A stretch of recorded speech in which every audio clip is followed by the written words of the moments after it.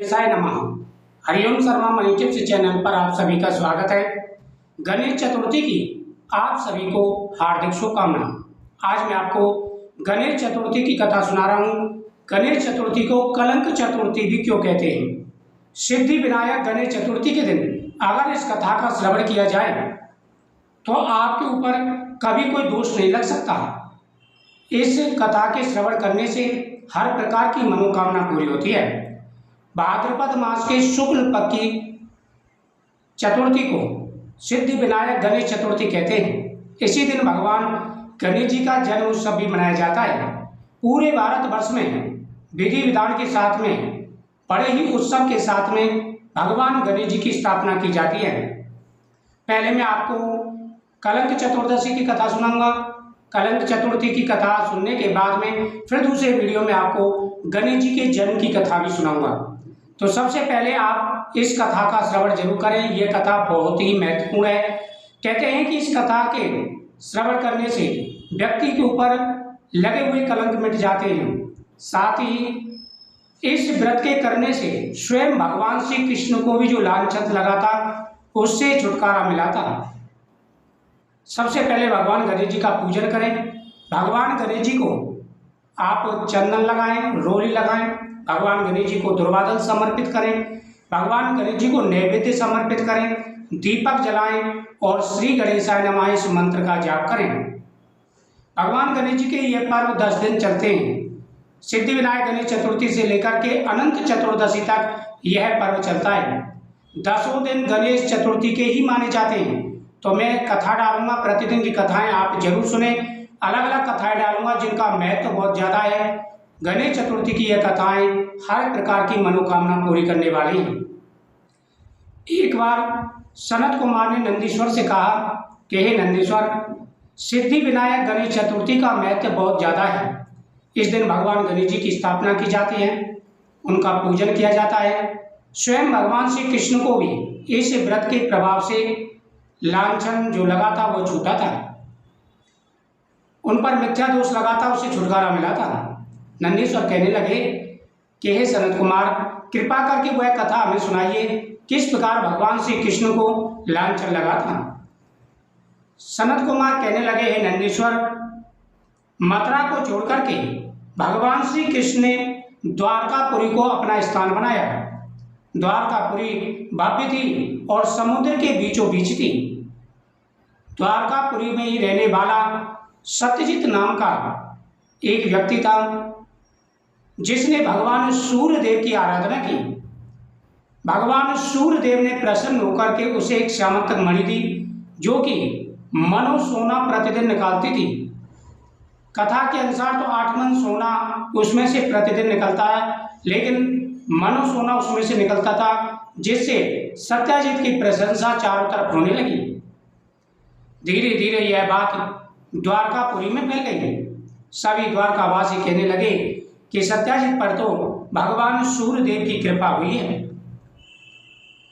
मणि मिलने के बाद सत्यजित से लेकर अपने समाज में गया तो श्री कृष्ण ने इस मणि को लेने की इच्छा जताई, पर सत्यजित ने उन्हें वह मणि नहीं देकर अपने भाई प्रसन्नजीत को सौंप दी। भगवान श्री कृष्ण ने कहा कि सत्यजित, यह मणि आप रख नहीं सकते हो, क्योंकि इसके लिए बड़ी व्यवस्था चाहिए। आप इसे राजकोष में जमा करवा दीजिए, इसके बदले आपको बहुत सारी सुविधाएं मिलेंगी, जो भी आपको चाहिए वो मिलेगा, उच्च पद भी आपको मिलेगा। लेकिन उसने नहीं माना, उसने भगवान कृष्ण का कहना नहीं माना। भगवान कृष्ण तो उसकी भलाई के लिए कह रहे थे, लेकिन उसने क्या किया, प्रसन्नजीत को वह श्यामंतक मणि दे दी। प्रसन्नजीत उस मणि को गले में लटका करके शिकार खेलने के लिए वन में गया। वहां पर एक सिंह ने उसका शिकार कर दिया और सिंह पे से वह मणि जामवंत ने ले ली। सत्यजित ने काफी समय इंतजार किया। जब प्रसन्नजीत नहीं आए तो उन्होंने उसकी खोज प्रारंभ कर दी।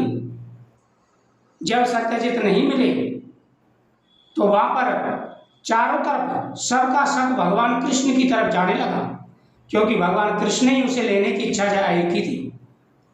इस प्रकार सभी जनता में भगवान कृष्ण के प्रति मिथ्या दोष लगाने का प्रचलन हो गया। सभी भगवान कृष्ण पर मिथ्या दोष लगाने लगे। धीरे धीरे यह बात भगवान कृष्ण तक पहुंची तो बलराम जी ने कहा कि कृष्ण, तुम्हारे ऊपर यह झूठा आरोप लग रहा है, इसका निवारण तुम्हें करना चाहिए।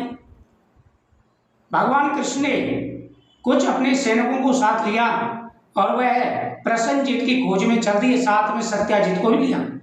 वह धीरे धीरे जंगल में पहुंचे, वहां पर खोज की तो वहां की कुछ निशानियां मिली, प्रसन्नजीत की निशानियां मिली। वहां पर उनके वस्त्र मिले, धनुष बाण मिले, उसके बाद में सिंह के पैर मिले।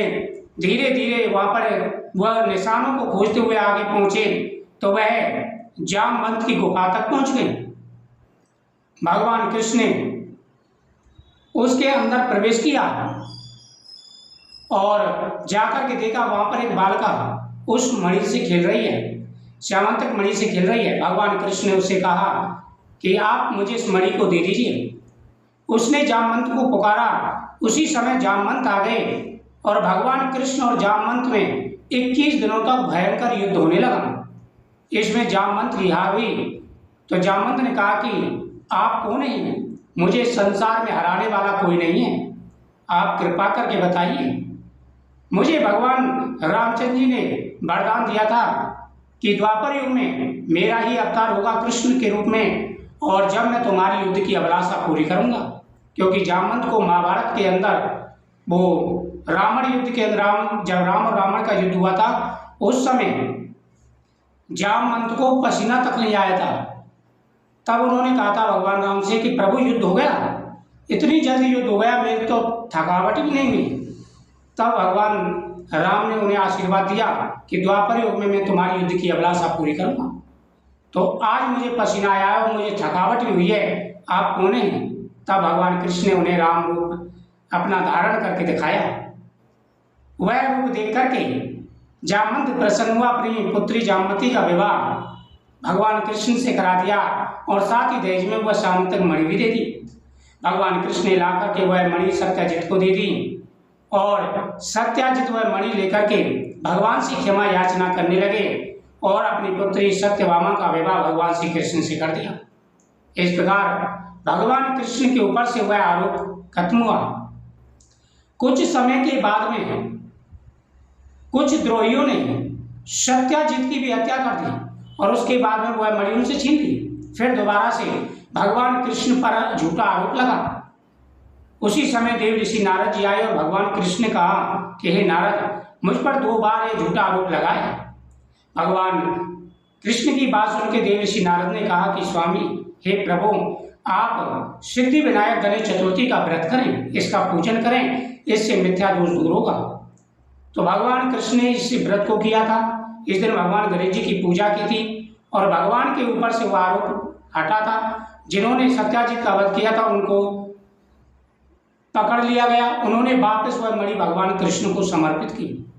तो इस प्रकार से आज के दिन चंद्रमा को नहीं देखना चाहिए। अगर भूल से चंद्रमा दिख जाए तो इस कथा का श्रवण करना चाहिए, इससे चंद्र दोष दूर हो जाता है। जय श्री कृष्ण। श्री गणेशाय नमः।